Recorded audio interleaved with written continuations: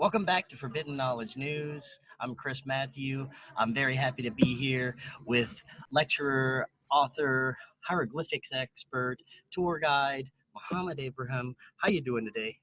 Hi, Chris. I'm very good. Good, good. Uh, Your uh, presentation was fascinating. How are you mhm. enjoying the conference so far?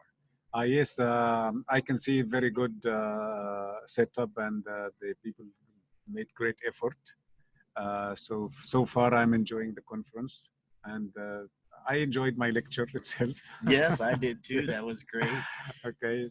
So yes, truly, I feel this conference is. I have been in some few conferences before, but this is my best. This is in every level. Yes, I see it as it's a very professional level. Yes. Mhm. Now, you discussed the dynastic, Mhm. pre-dynastic, and then lost civilization, Yes. which modern day academia really doesn't like to talk about Mhm. or acknowledge. Yes. Could you talk a little bit about those three periods? Basically, just a brief description of the difference between the dynastic and pre-dynastic Mhm. Egypt. Okay, the difference between the pre-dynastic and the dynastic is very clear because pre-dynastic are considered the primitive people who were developed a little bit and then they became dynasties. So the pre-dynastic, we can see all their work was very simple, like their tombs, just a bit under the ground, 1 meter maximum under the ground, covered with sand or covered with small pieces of stones. Their tools were very simple from stones, from flint, from dolerite stones, and they maybe didn't even do such tools. They collected those tools from the ground, which they were looking for some stones with a blade shape, with a sharp edge. So they collected those things. Their art was very simple. Most of their products were from pottery jars. Okay, some rare cases from ivory. So it is easily to identify the pre-dynastic. But when it comes to dynasties, we can see that they started from a poor level of knowledge and of technology, and they started to develop slowly until they reached what we call it New Kingdom, with the highest levels of development, and they could do sophisticated things, and they could do very high quality products from different types of stones and metal also. So that is the main difference between pre-dynastic and dynasties. And when you were talking about some of the artifacts and pottery found from the pre-dynastic period, and it depicts pyramids, Mhm. which weren't supposed to be around at that time, right? Exactly. And as I always love to say that when they explain what are these triangle shapes on their pottery jars or in their art, they say they are this surrounded environment, the surrounding Mountains. mountains. Yeah. No, we don't have such mountains in Egypt at all. And I can tell you, my friend, I drove all the way from north to south, from east to west. Okay, I'm talking from a level of great knowledge about my own country. So we don't have such mountains. And even if I say we have one or two maximum, it is in Sinai, which considered as a remote part for the people in the valley. You know that almost 90% of the Egyptians know the word Sinai, but they never visited Sinai. Okay, so they are not aware that there is such kind of mountains in Sinai. So the same for the ancient Egyptians, the same for the pre-dynastic people. Sinai was always considered as remote location from the valley. So claiming that those designs of triangles are mountains, that is out of logic. They must be pyramids. Also, a lot of the artifacts and pottery found were used. Were made using very advanced techniques as well, Mhm. right? Exactly, because we will look for many levels and aspects. We will look for the size of the block they cut. Mhm. Okay, we will look for because that the size is creating so many challenges, not just one challenge. The first challenge is from where they're gonna get this piece, which part of the quarry. It is the east side, the north side, the middle, or under the quarry, okay? And most of the cases will be under the quarry, from under the ground. And the second challenge, how they're gonna take this piece out of the quarry. And the third challenge, how they're gonna send this piece to the final destination, either Luxor or Cairo or even Alexandria. And then the later challenge, how they're gonna carve this piece. If we are talking about rose granite, it is one of the hardest materials. We have a scale of solidness, we call it MOHS, Mohs scale. 1 and 10, 10 is diamond. So rose granite is 7, my friend, in that scale, 7. Okay, so just 2 levels behind diamond. Wow. So what kind of tool they are going to use to cut and to smooth and to do the very fine details of the edges and of the muscles. So every level in this job is great challenge, not for the ancient people, for the modern technology, for our modern technology. Okay, so that is the, So, if you had to speculate, what do you think they were using to make these precise cuts that you saw? okay. Look, number one, they must use. We were thinking one day that they had laser technology. Okay, until I asked this question to Christopher Dunn, and because he is a very knowledgeable man in this field, he told me no, laser is not effective on stone. On metal, it is much better. And okay, so it could be ultrasonic, which I agree that, and we have evidences for this because we found, and I must say and repeat all the time, we didn't find any tool, but we found the mark of the tool. We found the effect of the tool. And I use weird example in homicide cases. When the doctor come and check the body, he will say he was killed by 9mm gun, or he was killed by a knife, or killed, and they will say that the killer was right-handed or left-handed. There are some marks so they can understand what was the tool. The same thing in our field. When we look to the mark, we look to the cut, we can say this happened by chisel, this happened by a power tool, and that power tool was a tube drill, or was a blade, or was a vertical saw, or was circular saw. Every mark is indicating the tool. Okay, the ancient Egyptians were using ultrasonic, and they were using diamond blades, or something better. Okay, and not only this, but also the technique of the machine itself is not like our technique, because with the bigger machines we use a kind of cooling system running water, but it seems that they have small machines can do this also, cooling system, but it must be something else, not water.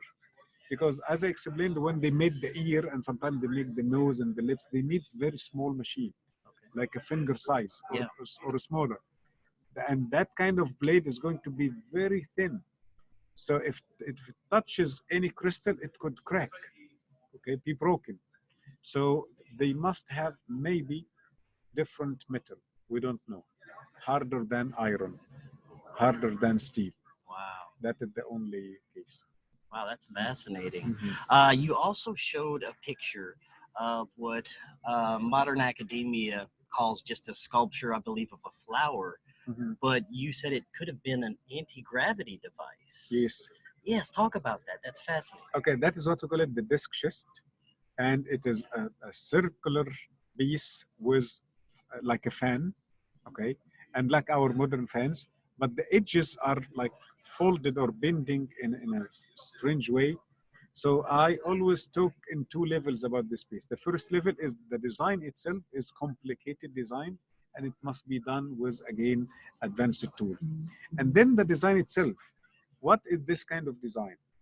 That design, some people could explain it in a very simple way, which I don't agree with, but I must say what happened. They say this is how they make the rope together, like 3 strings, and they will meet in the middle, and this will rotate like a fan. I liked your presentation. Okay. Thank you, my friend. and will make the rope, you know, that I don't know how to call it, like above each other. That shape of the rope. Yes. Okay. Yes. So these are just opinions. We never saw any presentations because this is always our target. If you have an opinion, show me. Okay. If you claim that this is the function, show me. But they never did. Okay. But the opposite from our side, we show them, like Christopher done in one of the shows, brought a piece of granite and a copper chisel. It was live. And he put the copper chisel above the edge of granite and he started hitting the chisel with the hammer. And then he showed the blade to the audience. The granite cut the chisel. Mm-hmm. Okay, so this is a presentation, live presentation, to show that this idea is not right. Okay, so what we think about that the ancient Egyptians, in order to carry those massive size of stones, and we are starting from 10 tons, 20 tons, 50 tons, 70, 100, 300, 700, 1,000. That is crazy work. And if you remember again, I was saying that some of the pieces from under the ground. So they must take it out and then out of the quarry itself, and then they send it to somewhere to be transported. Okay. So the only solution is anti-gravity. If we even use our technology cranes, we need super giant cranes to do this. Yes. And we will not need one. We will need, let's say, the whole way to the final destination, we need cranes. Okay. So in this case, we are using logic. We maybe also, we cannot present our stories, but we ask the other group to present or to show us a way how they can push a block weighing 1,000 tons to Cairo or to Luxor. Okay, no way. I forgot to add one of the pictures that there was a huge truck. That truck was another truck attached to it. Okay, carrying 4 blocks, a small size like the table size. Mm-hmm. So that huge truck just for 4 blocks. And also in the highways, if you drive one day in Cairo or ride a bus, in the highways, you're going to see some scattered granite blocks on the side of the road. And you will ask, like, why? Okay. I was told that a car made an accident and those blocks fall over, but the cost to send another car and another machine to lift those blocks and to send it back to the factory, it is more than it worth. Okay, so imagine this. So they left those blocks on the side of the road because the cost here it's too high. So what about the cost of cutting an obelisk and making an obelisk and sending an obelisk from Aswan to Luxor? Yeah. 700 tons. That cost will be billions of dollars in this case. Okay, so that is the main difference between the academic stories and our stories. That they don't present anything, we present almost our things, or we use logic. So logic is leading us that there was anti-gravity knowledge in ancient Egypt, and that piece, because that piece is unique, it wasn't repeated in any other type of art.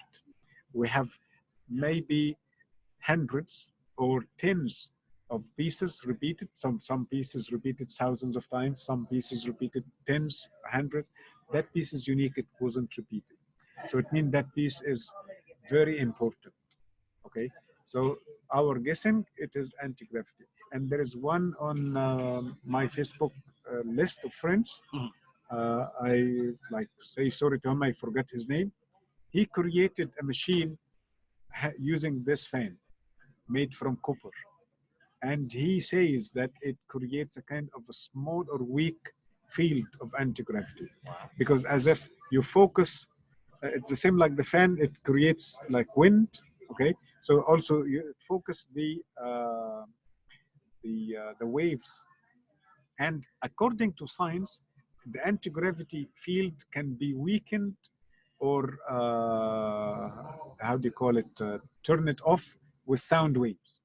Okay, so this shape for sure it creates sound waves.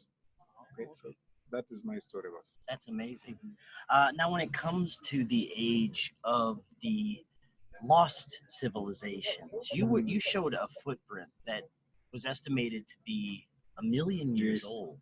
Mhm. Do you think that some of these advanced civilizations could have gone back that far? Yes. My opinion, and that is my own opinion based on some evidences, that the first human is the golden age. We didn't develop. No, the first human, Adam, was super knowledgeable. He knows everything. He was 100% smart person. Uh, According to some scientific opinions, our brain power, the smartest one we have, is using 13% of the brain power. Okay, so what happened to the 87%? Okay, so many humans suddenly can get a gift like telepathic, like they can move things, like supernatural things. Okay, that is not something unique with this person. No, we all have the same abilities. We all are Superman. Okay, but something can activate a kind of sense in you, but not me. Okay, like we are all, in my opinion, we are all great musicians, but this musician who is already a good musician, he knows it is active in his case. It's not active in mine. Okay, other senses is active for me, but for you that is the case. So we are not enjoying 100% of our brain power. So what happened? We lost it, but we used to have it. So the early humans used to practice 100% of brain power, which means that they didn't use any physical elements. They could deal with each other with their brain power. So the curve was going down. And after every disaster, they had to hide under the ground to be disconnected with the sun. And this is the key. This is the secret. To be disconnected with the sun, and they start born and have children. They don't see the sun, and then they have grandchildren. They don't. So the pineal gland need the sun. The sun is activating. Exactly. Yes. Okay. So we this lose. I don't know this true or correct, the number 5% or 10%, or I don't know how much, but we lose percent and disaster after the other. So when the disaster ends, they go back to the surface. They connect with the sun. So they lose, let's say 10%, but they get only two. Okay. And then with the other disasters, the same like this. So now we are enjoying just 13, and the smartest one, 13%. So we are devolving, we are not evolving. Do you think that we will reach a point where we actually start to evolve our consciousness? According to the ancient Egyptian philosophy, we have the 5 cycles of the sun: Kibr, the dawn time, the scarab, and then Ra, the morning before noon. This is the powerful teenager level. And then Atom, the noon, the powerful person and the wise in the same time. And then Atun was in the extreme power, but also extreme ego. And then Amun-Ra. Amun-Ra is the sunset. Atun is the afternoon, and Amun-Ra is the sunset till the sunrise. Dark, ignorant, all the act of selfish humans and controlling manipulations, everything. So we finished this cycle, that cycle of darkness. And according to the Mayan calendar, 2012, end of humans. No, it was the end of that cycle. So since 2012, we are in the beginning of the cycle of Kibr, new beginning, dawn time. That's why all the problems in Middle East and some kind of wars and some protests in some places. That is because our awareness is getting higher, and our consciousness. So I can tell you within 10, 20 years maximum, we will be different. That's amazing. Because that is the cycle. We will get deeper in the cycle of Kibr, the new beginning. Very cool. Now I have one more question for you. Do you think that modern day academia will ever come around to what independent researchers like yourself are finding out about these ancient advanced civilizations? Look, I don't think so, because there is two main things we need and we may discover, and they don't want this to happen. Maybe not them, but some other groups behind them, is healing and power. So we know for sure that the ancient Egyptian sites, especially pyramids and temples, were power plants and healing centers. So imagine if we could activate this. So you don't need to pay for electricity anymore. You're going to have free energy. And that energy is clean energy, and it is continuous energy. And imagine if we could activate the temple. You go to the temple, you come out perfect human, no diseases, no sickness. You don't need to buy any chemicals or to go to do operations or surgeries. Okay, so they don't want us It's a to have threat to this. them. Exactly, threat to their business. Yes, threat to the business. Okay, yes. So that is why that is won't happen. Oh, wow. We need to push hard and to continue doing what we're doing so Yes. we can reach this level. Definitely. Well, Mohammed, thank you so much. I really enjoyed your presentation, and I look forward to seeing Okay. you more throughout the week. You are welcome, Chris. Okay, See you. thank you.